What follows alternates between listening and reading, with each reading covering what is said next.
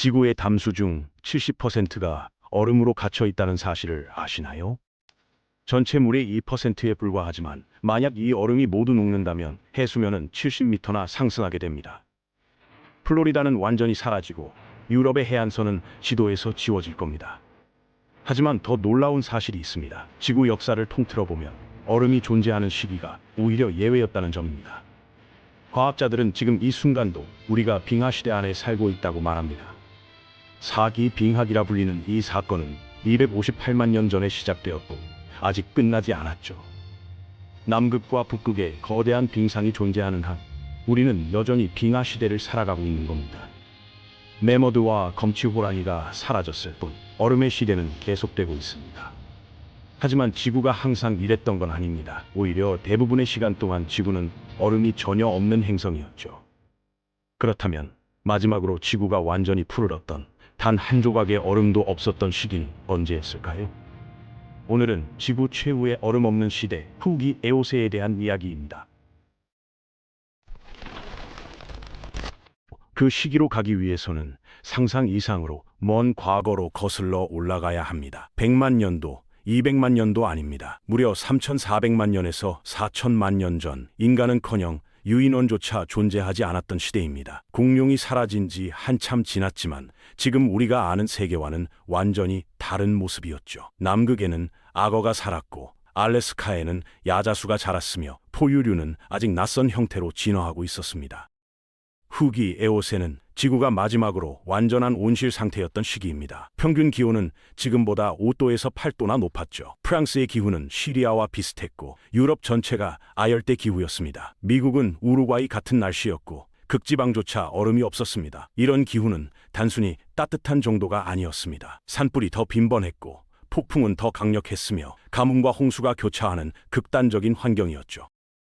가장 극적인 변화는 바다에서 일어났습니다. 얼음으로 묶인 담수가 없었기에 해수면은 지금보다 70m나 높았습니다. 지금의 해안선은 대부분 물속에 잠겨 있었죠. 플로리다는 완전히 물에 잠겼고 유럽은 수많은 섬으로 쪼개져 있었습니다. 인도는 아직 대륙과 떨어진 섬이었고 지금은 사막인 사하라는 습한 열대 지역이었습니다. 이 따뜻한 바다에는 지구 역사상 가장 무서운 포식자들이 살고 있었습니다. 그 중심에는 바실로사우루스과가 있었죠. 이들은 고래의 조상이지만 지금 우리가 아는 온순한 거인과는 정반대였습니다. 유선형의 몸과 날카로운 이빨, 강력한 턱을 가진 완벽한 살인 기계였습니다. 처음 발견됐을 때 과학자들은 이들을 해양 파충류로 착각했을 정도였죠. 바실로사우루스과는 전 세계 모든 바다를 지배했습니다. 남극부터 북극까지 대양부터 얕은 내륙 바다, 심지어 맹그로브 숲까지 침투했죠.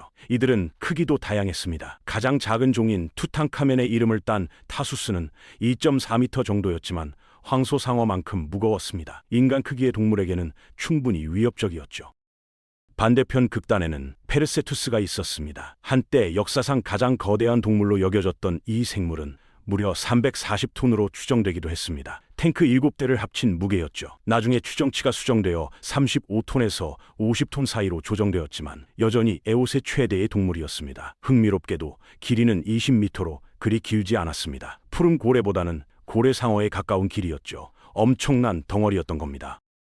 하지만 페르세투스는 몸집에 비해 느렸고 깊이 조절도 어려웠습니다. 대신 얕은 물에서 바닥의 생물을 먹으며 살았죠.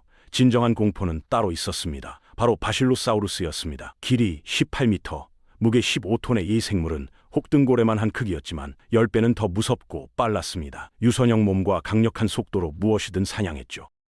바실로사우루스의 주 먹이는 놀랍게도 다른 고래였습니다. 위 내용물과 화석에 남은 물린 자국이 이를 증명합니다. 물림력은 약 2만 뉴턴으로 적절한 조건에서 콘크리트를 깰 수 있는 힘이었죠. 수십 개의 날카로운 이빨은 먹이를 뚫고 부수고 씹어 삼킬 수 있었습니다. 말 그대로 반죽처럼 만들어버렸던 겁니다.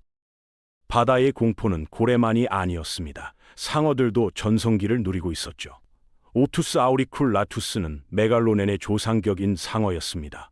메갈로돈은 아직 진화하지 않았지만 이 상어도 충분히 무서웠습니다. 길이 9.5m로 가장 큰 범고래와 맞먹었고 거대한 입과 날카로운 이빨로 동물을 갈기갈기 찌렸습니다. 유럽부터 미국, 아시아, 심지어 남극까지 전 세계에 분포했죠.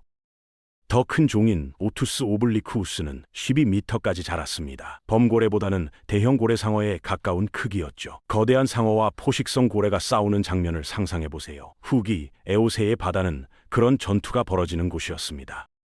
따뜻한 기온 덕분에 다른 소름 끼치는 생물들도 번성했습니다. 그중 하나가 거대한 바다뱀이었죠. 팔레오피스라는 멸종한 바다뱀은 역사상 가장 큰 물뱀이었습니다. 작은 종인 터라스비너스도 5.7m로 현대의 가장 큰 뱀과 맞먹었습니다. 하지만 진짜 거인은 팔레오피스였습니다. 무려 12.3m에 달했죠. 현존 바다뱀의 4배 길이이고 전설적인 티타노보아와 거의 비슷한 크기였습니다.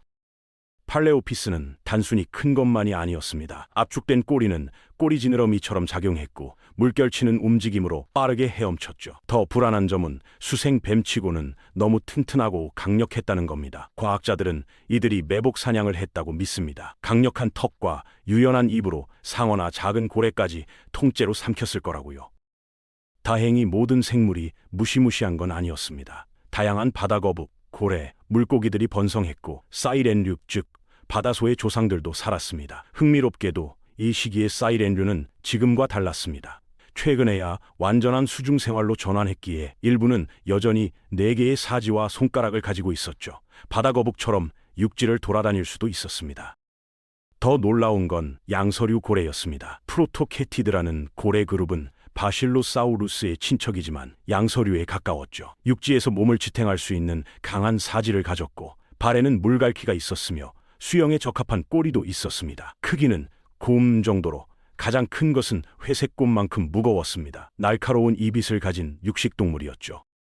이 말은 후기 에오세의 사하라 사막에서 고래에게 쫓길 수 있었다는 뜻입니다. 바다가 아니라 육지에서 말이죠. 시간여행 빙고 카드에는 없었을 상황입니다.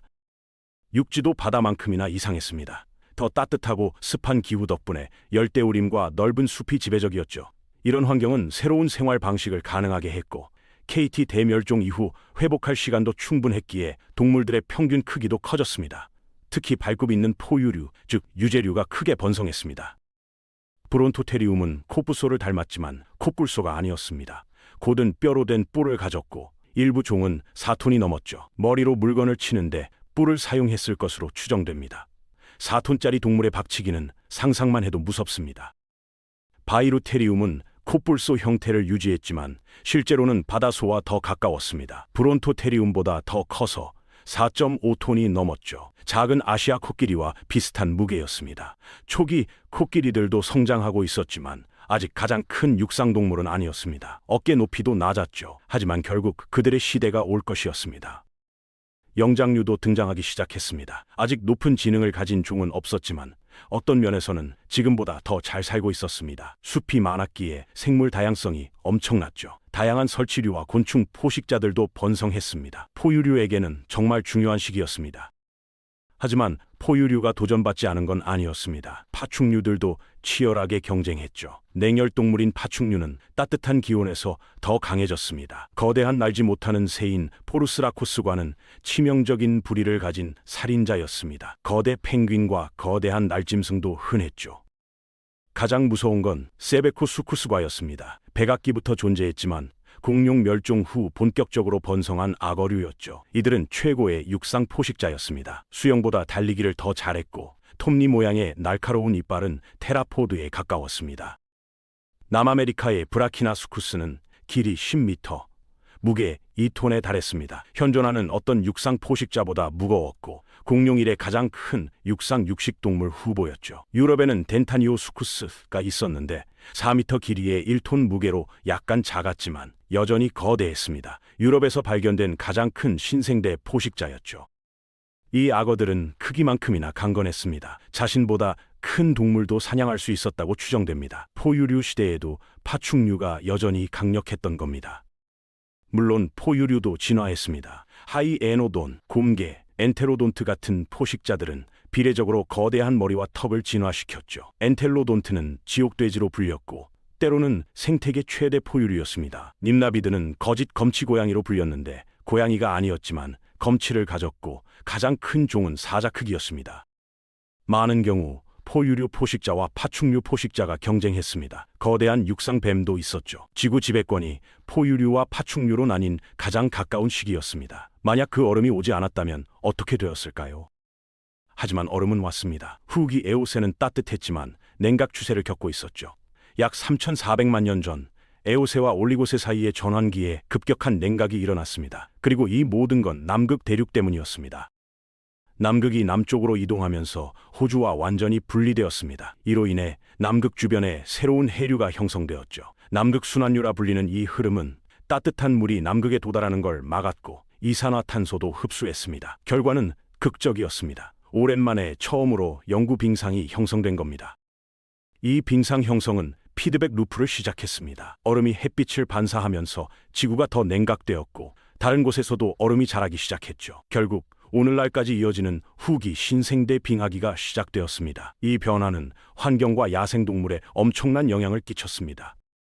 가장 큰 변화는 숲이 초원으로 바뀐 것이었습니다. 갑자기 달리기와 방목에 적응한 동물이 유리해졌죠. 따뜻한 날씨를 좋아하던 파충류는 큰 문제에 직면했습니다. 이 기간 동안 많은 동물이 멸종했고 에오세 올리고세의 경계는 현재 소멸종 사건으로 분류됩니다. 바실로사우루스과 브론토, 테리움, 많은 초기 영장류와 파충류가 사라졌습니다. 살아남은 파충류들도 범위가 크게 제한되었죠. 하지만 긍정적인 면도 있었습니다. 포유류의 많은 현대 계통이 이 빙하기의 영향으로 시작되었습니다. 두꺼운 털, 동면 이동, 계절 번식 같은 특성들이 나타났죠. 그렇다면 마지막 질문이 남습니다. 빙하기의 얼음은 앞으로도 계속 남아있을까요? 답은 거의 확실히 아니오입니다. 구체적인 일정은 불확실하지만 대규모 자연재해가 없는 한 얼음은 언젠가 사라질 것입니다. 물론 인간의 행동이 이 일정을 바꿀 수 있습니다. 우리의 활동은 분명히 기후에 영향을 미치고 있으니까요. 하지만 인간 간섭이 전혀 없다고 가정하더라도 진정한 얼음 없는 지구는 수천만 년 동안 돌아오지 않을 것입니다. 일부 연구는 5천만 년이 걸릴 것이라고 합니다. 남극 대륙이 다시 따뜻해질 만큼 북쪽으로 이동하려면 그 정도 시간이 필요하기 때문이죠.